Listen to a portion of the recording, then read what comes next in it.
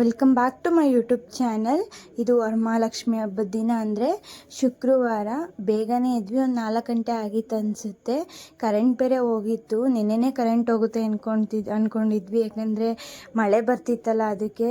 ಇವಾಗ ನೈಟ್ ಮಳೆ ಏನಿರಲಿಲ್ಲ, ಆದರೂ ಕರೆಂಟ್ ತೆಗೆದುಬಿಟ್ಟಿದ್ರು. ಕರೆಂಟ್ ಹೋದ್ರೂ ಪರವಾಗಿಲ್ಲ, ಪೂಜೆ ಬೇಗ ಮಾಡಬೇಕು ಅಂತ ರೆಡಿ ಮಾಡ್ಕೊತಾ ಇದ್ದೀವಿ. ನಮ್ಮಮ್ಮನೂ ಬೇಗ ಸ್ನಾನ ಮಾಡ್ಕೊಂಬರೋಕೆ ಹೋದ್ರು. ಅಷ್ಟೊತ್ತಿಗೆ ನಾವು ನೆಲ ಎಲ್ಲ ಒರೆಸಿ ಕ್ಲೀನ್ ಮಾಡಿದ್ವು. ಅವ್ರು ಬಂದು ಕಳ್ಸೋಕ್ಕೆಲ್ಲ ರೆಡಿ ಮಾಡ್ಕೊತಿದ್ದಾರೆ. ಕಳ್ಸೋಕ್ಕೆ ತುಂಬಿದ ಬಿಂದಿಗೆ ನೀರು ಹಾಕಿ, ಆಮೇಲೆ ಅರಿಶಿನ, ಕುಂಕುಮ, ಅಕ್ಷತೆ, ಹಾಗೆ ಕವಡೆ. ಲಕ್ಷ್ಮಿಗೆ ಶ್ರೇಷ್ಠವಾಗಿರೋದು ಕವಡೆನೇ ಅಂತೆ. ಹಾಗೆ ಕಾಯಿನು ಮತ್ತು ಡ್ರೈ ಫ್ರೂಟ್ಸ್ ಹಾಕಿದ್ರು, ಗೋಡಂಬಿ, ಬಾದಾಮಿ, ಹಾಗೆ ದ್ರಾಕ್ಷಿನೂ ಹಾಕಿದ್ರು, ಸ್ವಲ್ಪ ಕಲ್ಸಕ್ಕರೆ ಮತ್ತು ಕಮಲದ ಬೀಜ ಇರುತ್ತಲ್ಲ ಅದನ್ನೆಲ್ಲ ಹಾಕಿ, ಹಾಗೆ ಹೂವನ್ನು ಹಾಕಿ ಕಳ್ಸಕ್ಕೆ ರೆಡಿ ಮಾಡಿಕೊಂಡ್ರು. ಇನ್ನೂ ಹಾಕಬೇಕಾಗಿತ್ತು, ಬಟ್ ನಾವು ಹುಡ್ಕಿದ್ವಿ, ಸಿಗಲಿಲ್ಲ. ಯಾಕಂದರೆ ಹಬ್ಬದ ಹಿಂದಿನ ದಿನ ಹೋಗಿ ತಗೊಂಬರೋಣ ಅಂತ ಹೋದ್ವಲ್ಲ, ಅದರಿಂದ ನಮಗೆ ಸಿಗಲಿಲ್ಲ. ಇನ್ನೊಂದು 3 ಐಟಮ್ಸ್ ನಾವು ಮಿಸ್ ಮಾಡಿದ್ವಿ. ಆದರೂ ಪರವಾಗಿಲ್ಲ, ಏನಾಗಲ್ಲ ಅಂತ ಹೇಳ್ಬಿಟ್ಟು ನಮ್ಮಮ್ಮ ಕಳ್ಸಕ್ಕೆ ರೆಡಿ ಮಾಡ್ಕೊತಾ ಇದ್ದಾರೆ. ಹಾಗೆ ವಿಳೆದೆಲೆ ಎಲ್ಲ ಇಟ್ಬಿಟ್ಟು ಈಗ ತೆಂಗಿನಕಾಯಿ ಇಡ್ತಾ ಇದ್ದಾರೆ. ತೆಂಗಿನಕಾಯಿಗೂ ಅಷ್ಟೇ ಅರಿಶಿನ, ಕುಂಕುಮ ಎಲ್ಲ ಇಟ್ಬಿಟ್ಟು ಇಡ್ತಾ ಇದ್ದಾರೆ. 4 ಗಂಟೆಗೆ ಎದ್ದಿದ್ವಿ. ಸೊ ಒಂದು 5 ಗಂಟೆ 5:15 ಅಷ್ಟೊತ್ತಿಗೆ ರೆಡಿ ಮಾಡ್ಕೊಳ್ಳೋಣ ಅಂತ ಹೇಳಿ. ನಾವು ಈ ಸಲ ಜಾಸ್ತಿ ಏನು ಹೂವು ಹಾಕಿಲ್ಲ, ಸಿಂಪಲ್ಲಾಗಿಯೇ ರೆಡಿ ಮಾಡೋಣ ಅಂತ ಅಂದ್ಕೊಂಡು ಸಿಂಪಲ್ಲಾಗಿಯೇ ಮಾಡ್ತಾಯಿದ್ದೀವಿ. ಹಾಗೆ ನಾನು ನೈಟ್ ಸ್ನಾನ ಮಾಡಿದ್ನಲ್ಲ, ಈಗ ಮುಖ ಮಾತ್ರ ತೊಳ್ಕೊಂಡು ನಮ್ಮ ಅಮ್ಮಗೆ ಹೆಲ್ಪ್ ಮಾಡ್ತಾಯಿದ್ದೀನಿ. ಆಮೇಲೆ ಸ್ನಾನ ಮಾಡ್ಕೊಳ್ಳೋಣ ಅಂತ ಹೇಳ್ಬಿಟ್ಟು ಎಲ್ಲ ತೆಂಗಿನಕಾಯಿ ಎಲ್ಲ ಇಟ್ಟು ರೆಡಿ ಆಯಿತು ಕಳಸ. ಇವಾಗ ಲಕ್ಷ್ಮೀದು ಮುಖವಾಡನ ಹಾಕಬೇಕಾಗಿತ್ತು. ಅದು ನಮ್ಮ ಮನೇಲಿರೋ ಲಕ್ಷ್ಮೀದು ಮುಖವಾಡ ಸ್ವಲ್ಪ ಚಿಕ್ಕದಾಗಿದೆ, ಮುಖ ಸ್ವಲ್ಪ ಸಣ್ಣದಾಗಿ ಕಾಣ್ತಿತ್ತು. ಬಟ್ ಮುಂದಿನ ಸಲ ಚೇಂಜ್ ಮಾಡೋಣ ಅಂದ್ಕೊಂಡಿದ್ದೀವಲ್ಲ, ಏನಾಗಲ್ಲ, ಈ ಸಲ ಇದೇ ಇರಲಿ ಪರವಾಗಿಲ್ಲ ಅಂದ್ಕೊಂಡು ಇದನ್ನೇ ನಾವು ಫಿಕ್ಸ್ ಮಾಡ್ತಾಯಿದ್ವಿ. ಹಿಂದೆ ಒಂದು ತೆಂಗಿನಕಾಯಿಗೆ ದಾರ ಕಟ್ಟಿದ್ವಿ, ಬಟ್ ಆದ್ರೂ ಬಿಗಿ ಅನ್ನಿಸ್ತಾ ಇರಲಿಲ್ಲ. ಸೊ ಅದಕ್ಕೆ ಇನ್ನೊಂದು ದಾರ ಕಟ್ಕೊಂಡು, ವೈಟ್ ಕಲರ್ ದಾರ ಕಟ್ಟಿದ್ದೀವಲ್ಲ ಅದನ್ನು ಕಟ್ಟಿದ್ರೆ ಬಿಗಿ ಆಗುತ್ತೆ ಅಂತ ಹೇಳಿ ಕಟ್ತಾ ಇದ್ದೀವಿ. ಆದರೂ ಏನು ಬಿಗಿ ಅನ್ನಿಸ್ಲಿಲ್ಲ. ಹಿಂದೂ ಕಟ್ಟಿದ್ರೆ ಹಂಗೆ ಮುಖವಾಡ ಮುಂದೆ ವಾಲ್ತಾ ಇತ್ತು. ಅದರಿಂದ ಸೈಡಲ್ಲಿ ಕಟ್ಟೋಣ ಅಂತ ಸೈಡಲ್ಲಿ ಕಟ್ಟಿದ್ವಿ. ಕರೆಂಟ್ ಅಂತೂ ಇದೆಲ್ಲ ಕೆಲಸ ಮಾಡ್ತಾಯಿದ್ರು ಕರೆಂಟೇ ಬರಲಿಲ್ಲ. ಏನು ಇವತ್ತು ಹಿಂಗಾಗೋಯ್ತು ಅಂದ್ಕೊಂಡ್ವಿ.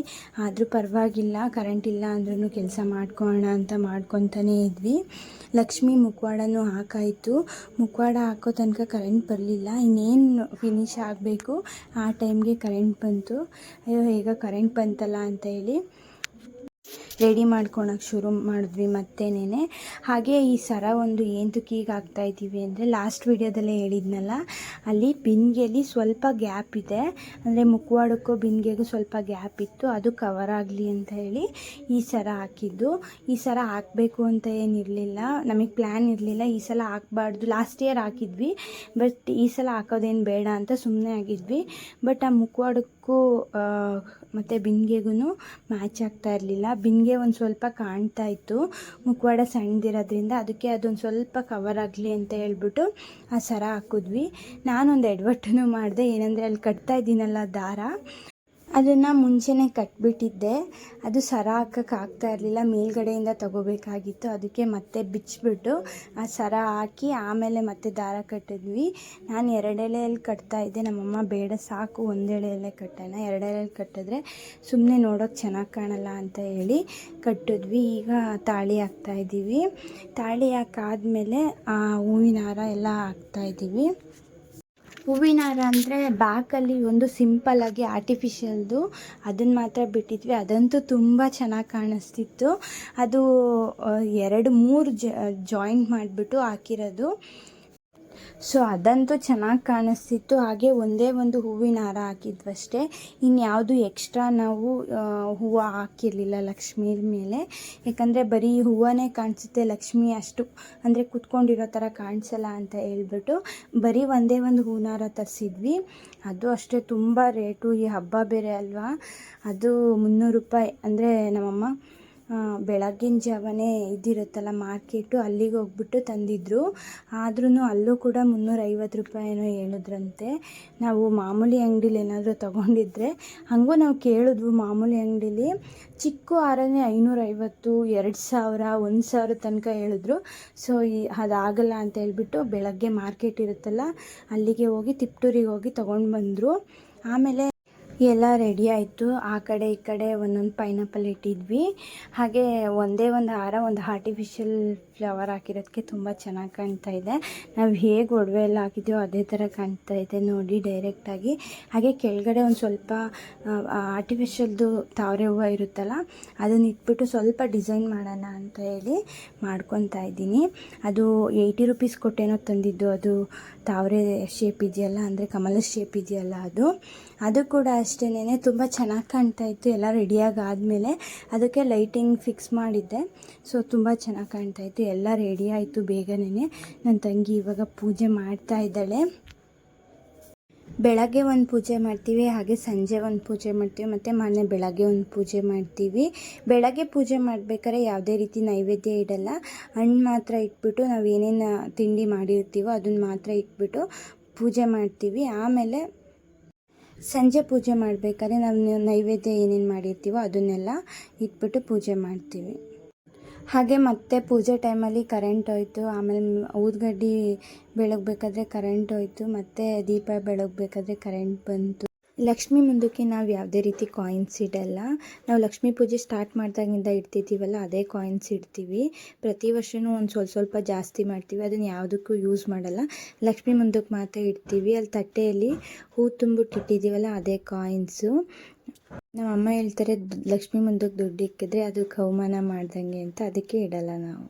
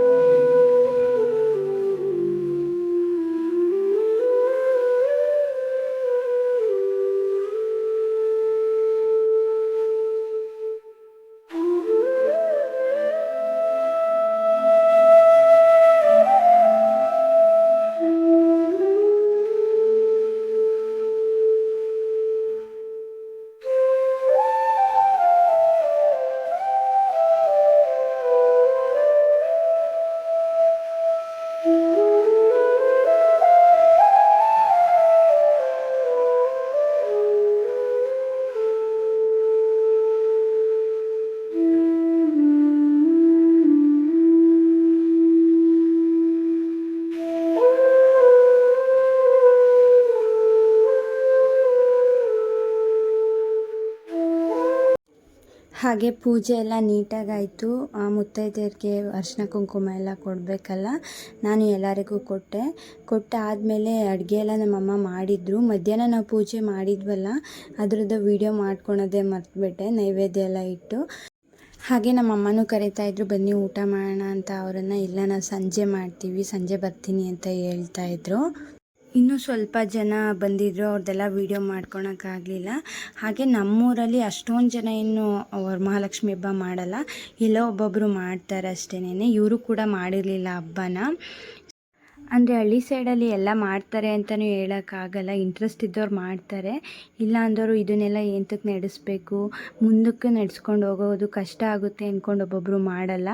ಬಟ್ ನಮ್ಮ ಮನೇಲಿ ಮುಂಚೆಯಿಂದನೂ ನಡೆಸ್ಕೊಂಡು ಬಂದಿದ್ದೀವಲ್ವ, ಅದಕ್ಕೆ ಮಾಡ್ತಿದ್ದೀವಿ ಅಷ್ಟೇನೆ. ಹಾಗೆ ಅವರು ಪಾಪನೊಂದು ಸ್ವಲ್ಪ ಹೊತ್ತು ಎತ್ಕೊಂಡು ಆಟಾಡ್ಸೋಣ ಅಂತ ಎತ್ಕೊಂಡ್ರು. ಅವನು ಇರಲೇ ಇರಲಿಲ್ಲ, ಅಳ್ತಾ ಇದ್ದ. ಅದಕ್ಕೆ ನಮ್ಮಮ್ಮ ಇಸ್ಕೊಂಡಾದ್ಮೇಲೆ ಅವರು ಕೂಡ ಎಲ್ಲ ಅಂದರೆ ಕುಂಕುಮ ಎಲ್ಲ ಇಸ್ಕೊಂಡು, ಹಾಗೆ ಪಲ್ಲಾರ ಬಳೆ ಎಲ್ಲ ಇಸ್ಕೊಂಡ್ಬಿಟ್ಟು ಹೊರಟರು. ಹೋಗ್ತೀನಿ, ಸಂಜೆ ಬರ್ತೀವಿ ಊಟಕ್ಕೆ ಅಂತ ಹೇಳಿ. ಸೊ ಅವ್ರು ಹೋಗಾದ್ಮೇಲೆ ನಾವು ಕೂಡ ಊಟ ಮಾಡೋಣ ಅಂತ ಹೇಳಿ ರೆಡಿ ಮಾಡ್ಕೊತಾ ಇದ್ವಿ. ಅಂದರೆ ಬೋಂಡ ಒಂದು ಹಾಕಿರಲಿಲ್ಲ ನಮ್ಮಮ್ಮ, ಆದರೆ ಬೋಂಡ ಹಾಕೋ ತನಕ ಪೇಷನ್ಸ್ ನಮ್ಗೆ ಯಾರಿಗೂ ಇರಲಿಲ್ಲ. ಅದಕ್ಕೆ ಮಧ್ಯಾಹ್ನ 3 ಗಂಟೆ ಆಗಿತ್ತು ಅನಿಸುತ್ತೆ ನಾವು ಊಟ ಮಾಡಿದಾಗ. ಊಟ ಮಾಡಿದ್ವಿ. ಸಂಜೆ ಊಟ ಮಾಡೋಕ್ಕೆ ಬೋಂಡ ಹಾಕ್ಬೇಡ ಅಂತೇಳಿ ನಾನು ರೆಡಿ ಮಾಡ್ಕೊತಾ ಇದ್ದೀನಿ. ಏಕೆಂದರೆ ಮಧ್ಯಾಹ್ನ ತಿಂದಿರಲಿಲ್ವಲ್ಲ, ಇವಾಗಾದರೂ ಮಾಡ್ಕೊಳ್ಳೋಣ ಅಂತೇಳಿ ಇವಾಗ ಬೋಂಡ ಹಾಕ್ತಾಯಿದ್ದೆ. ಒಂದು ಸ್ವಲ್ಪ ಜನ ಊಟಕ್ಕೆ ಬಂದಿದ್ದರು, ನಮ್ಮಮ್ಮ ಅವರಿಗೆಲ್ಲ ಊಟ ಇಡ್ತಾಯಿದ್ರು. ಸೊ ಅವರು ಊಟಕ್ಕೆ ಇಡೋ ಅಷ್ಟೊತ್ತಿಗೆ ನಾನು ಬೋಂಡ ಎಲ್ಲ ಹಾಕ್ಬೇಡ ಅಂತ ಹೇಳಿ ರೆಡಿ ಮಾಡ್ಕೊತಾ ಇದ್ದೀನಿ. ಫಸ್ಟ್ ಈರುಳ್ಳಿನೆಲ್ಲ ಹೆಚ್ಕೊತಾ ಇದ್ದೆ. ಹಾಗೆಯೇ ಪಾಪು ಮಲ್ಕೊತಿದ್ದ, ಅವನ್ನ ನನ್ನ ತಂಗಿ ಹಾಡು ಹೇಳ್ಬಿಟ್ಟು ಮಲಗಿಸ್ತಾ ಇದ್ಲು. ಫಸ್ಟ್ ಟೈಮ್ ಹಾಡು ಹೇಳಿ ಮಲಗಿಸ್ತಾ ಇದ್ದಾಳೆ ಅಂತ ನಾನು ನಗ್ತಾ ಇದ್ದೆ. ನಮ್ಮ ಮನೆಯವರು ಅದಕ್ಕೇ ಏನಾಗುತ್ತೆ ಹಾಡು ಹೇಳಿದ್ರೆ ಅಂತ ಹಂಗೆ ಹೇಳ್ತಾಯಿದ್ರು. ನಾನು ನಾನು ಈರುಳ್ಳಿ ಹೆಚ್ಕೊತ ಅವ್ರ ಹತ್ರ ಮಾತಾಡ್ತಾ ಇದ್ದೆ. ಹಾಗೆ ಇನ್ನೂ ಯಾರೆಲ್ಲ ನನ್ನ ಚಾನಲ್ನ ಸಬ್ಸ್ಕ್ರೈಬ್ ಮಾಡ್ಕೊಂಡೇ ನೋಡ್ತಾ ಇದ್ದೀರಾ, ಪ್ಲೀಸ್ ಸಬ್ಸ್ಕ್ರೈಬ್ ಮಾಡ್ಕೊಂಡು ನೋಡಿ.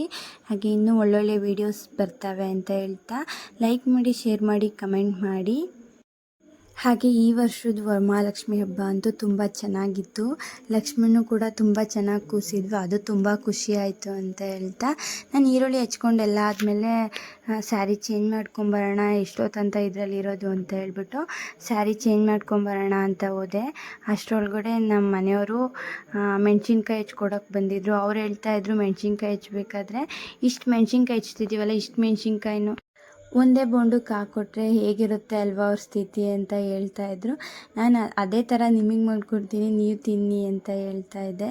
ಬಟ್ ಆ ಮೆಣಸಿನ್ಕಾಯಿ ಸ್ವಲ್ಪ ದಪ್ಪಗಿದ್ವಲ್ಲ, ಖಾರ ಏನಿರಲಿಲ್ಲ, ಅದರಿಂದ ಜಾಸ್ತಿ ಆಗ್ತಾಯಿದ್ವು, ಅದಕ್ಕೆ ಆ ಥರ ಹೇಳ್ತಾಯಿದ್ರು ಅಷ್ಟೇನೆ. ಈ ಸಲ ವರಮಹಾಲಕ್ಷ್ಮಿ ಅಂತೂ ತುಂಬ ಚೆನ್ನಾಗಿತ್ತು, ನನಗಂತೂ ಖುಷಿ ಆಯಿತು. ಸೊ ಹಾಗೆ ಈ ಸಲ ನಮ್ಮನೆ ಲಕ್ಷ್ಮಿ ಹೇಗಿದ್ದರು ಅನ್ನೋದನ್ನ ನೀವು ನನಗೆ ತಿಳಿಸಿ. ಹಾಗೆ ಕೊನೆಯವರೆಗೂ ವಿಡಿಯೋ ನೋಡಿದ್ದಕ್ಕೆ ಥ್ಯಾಂಕ್ಸ್. ಮುಂದಿನ ವಿಡಿಯೋಗಾಗಿ ಕಾಯ್ತಾಯಿರಿ. Thank you for watching. Bye.